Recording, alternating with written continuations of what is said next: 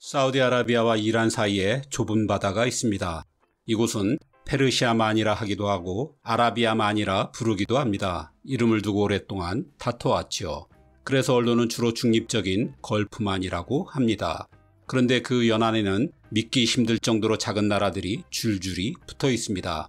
쿠웨이트, 바레인, 카타르, 아랍에미리트 등이죠.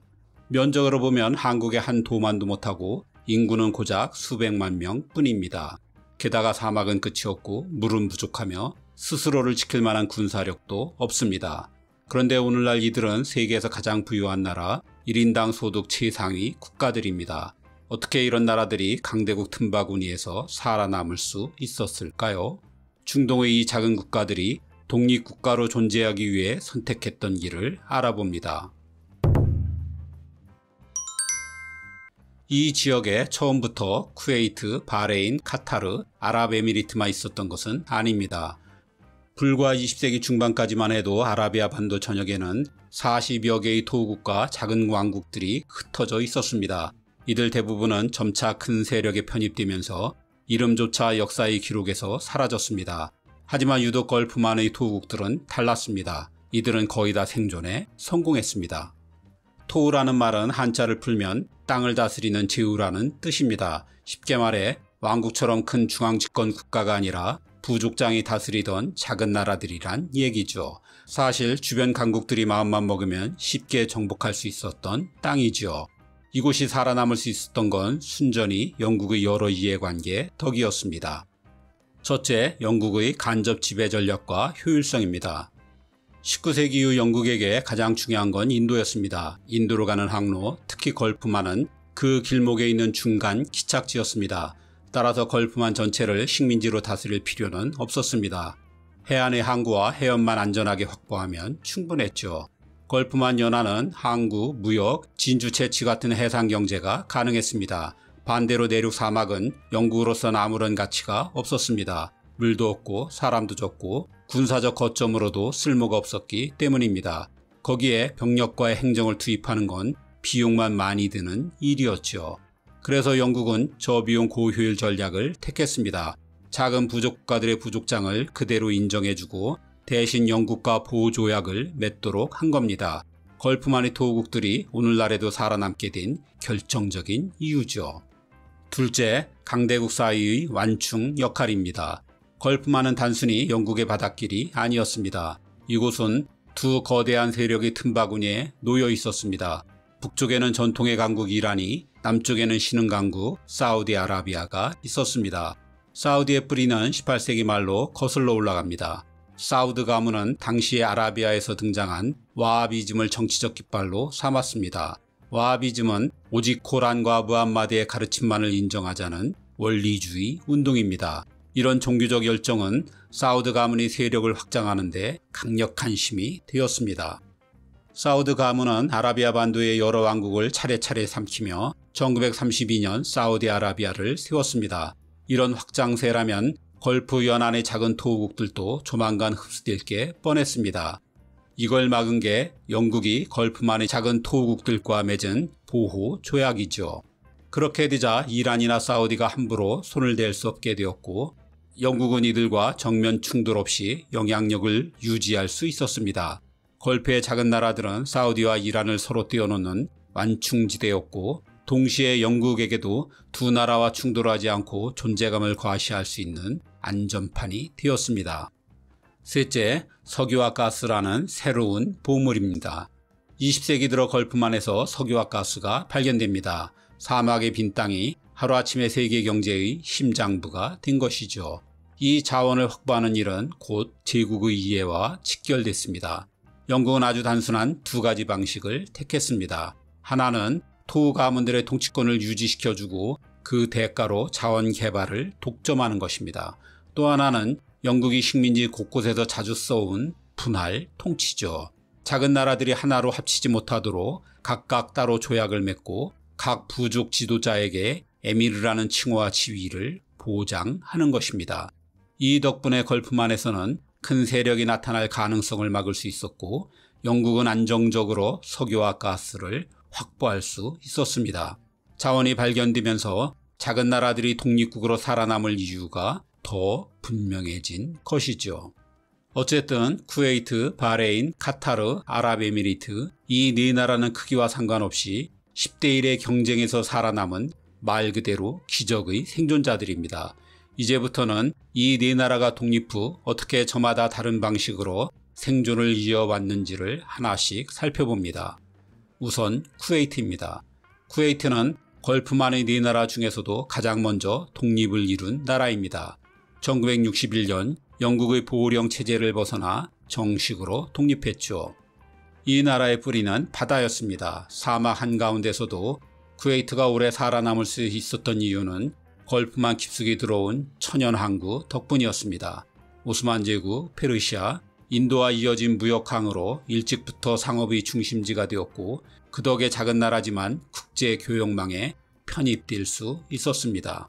하지만 쿠웨이트를 단숨에 세계 부국의 반열에 올린 건 역시 석유였습니다. 1938년 대형 유전이 발견된 뒤 제2차 세계대전이 끝나자마자 본격적으로 수출이 시작됐습니다. 20세기 중반에 들어서면서 쿠웨이트는 1인당 GDP가 세계 최상위권에 오르며 사막의 작은 항구에서 단숨에 석유 왕국으로 변신했습니다. 쿠웨이트의 또 다른 힘은 재정 분배였습니다. 석유 수익을 국가가 독점한 뒤 이를 국민에게 아낌없이 나눈 겁니다. 교육과 의료는 무료, 에너지 보조금과 주택 지원, 그리고 일자리까지 국가가 모두 책임졌습니다. 작은 인구 덕분에 가능한 일이었고 사회 내부 결속을 다지는 원동력이 되었습니다. 외교에서도 쿠웨이트는 균형 전략을 택했습니다. 북쪽의 이란, 남쪽의 사우디, 어느 쪽에도 완전히 기울지 않고 줄타기를 해온 겁니다. 동시에 서방과의 관계도 놓지 않으면서 작은 나라임에도 국제사회에서 독자적 공간을 확보할 수 있었습니다. 그러나 최근 쿠웨이트는 새로운 도전에 직면했습니다. 석유에 기댄 과도한 복지 지출과 투자 부진으로 경제 활력이 떨어지고 있습니다. 한때 걸프에서 가장 먼저 독립하고 가장 앞서갔던 나라였지만 지금은 그 빛이 희미해지고 있죠. 두 번째는 바레인입니다. 바레인은 네 나라 중에서 가장 작습니다. 국토는 서울보다 조금 넓고 인구는 170만 명 남짓에 불과합니다. 외국인을 빼면 실제 바레인 사람은 겨우 70만 명 뿐이죠. 그럼에도 불구하고 오래도록 살아남을 수 있었던 데에는 독특한 배경이 있습니다. 무엇보다 바레인은 걸프만의 진주였습니다. 말 그대로 20세기 초까지 이곳은 세계적인 천연 진주 산지였습니다.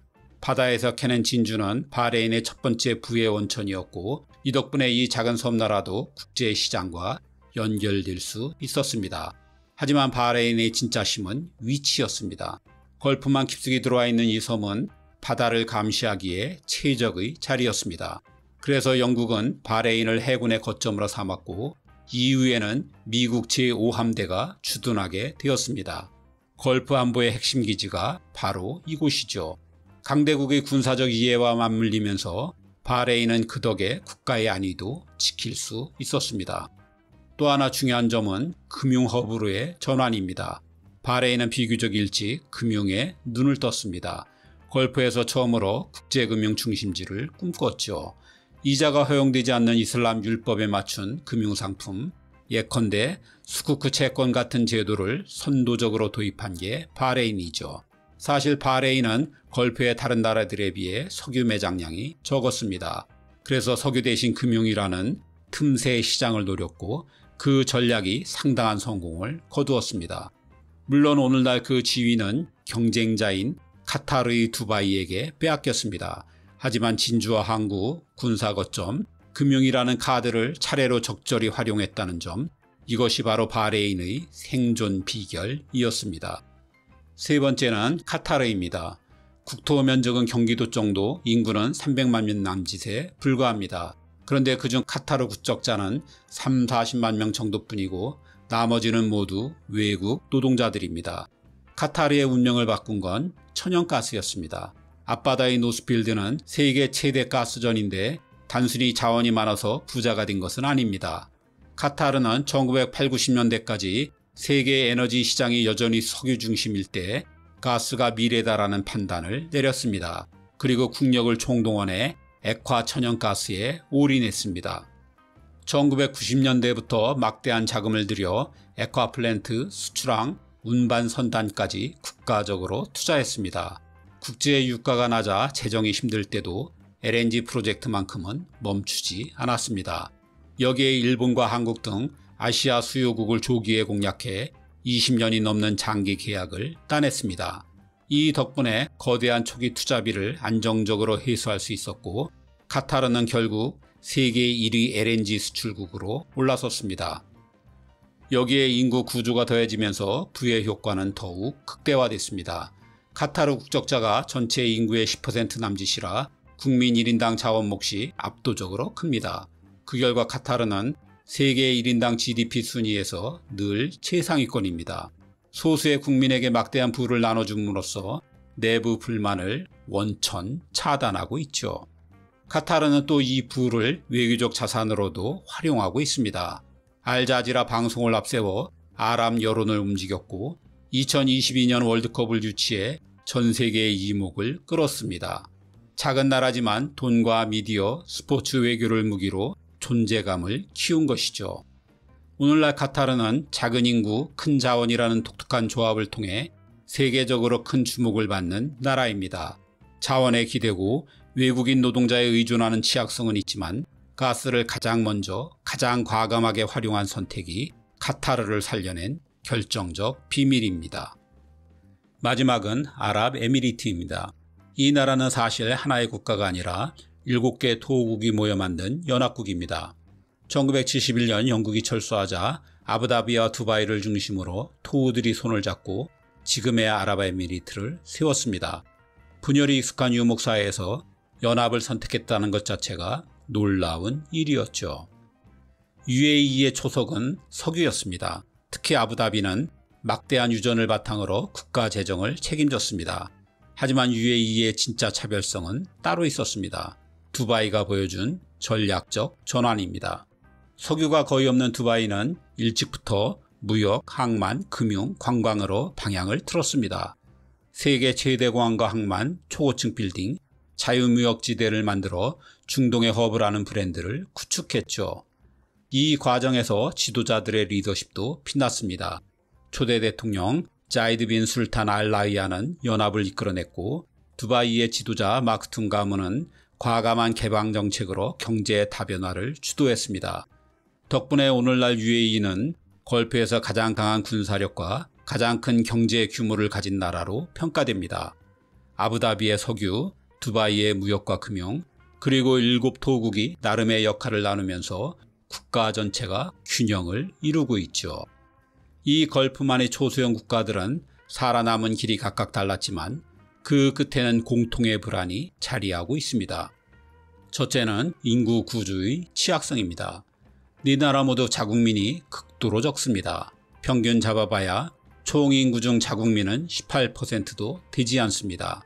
국민이 이렇게 적다 보니 사회와 경제는 외국인 노동자에 절대적으로 의존하는 구조가 되었습니다. 만약 유가나 가스 가격이 흔들려 복지와 고용을 유지하지 못한다면 사회 안정이 급속히 무너질 위험이 있습니다. 둘째는 군사력의 허약성입니다. 이 나라들은 사실상 스스로를 지킬 힘이 없습니다. 그래서 쿠웨이트에는 미 육군, 바레인에는 미 해군, 카타르와 UAE에는 미 공군 기지가 들어서 있습니다. 자국의 생존을 여전히 강대국, 사실상은 미국의 군사력에 전적으로 기대고 있는 셈입니다. 셋째는 경제 다변화의 한계입니다. UAE가 두바이를 중심으로 무역과 금융, 관광을 키웠다고는 해도 전체적으로는 여전히 자원 의존도가 높습니다. 쿠웨이트의 경우 과도한 복지 지출로 재정 부담이 커지고 있고 바레인은 두바이의 금융지도권을 빼앗겼습니다. 자원을 넘어선 석유 이후 경제를 완성한 나라가 아직은 없지요.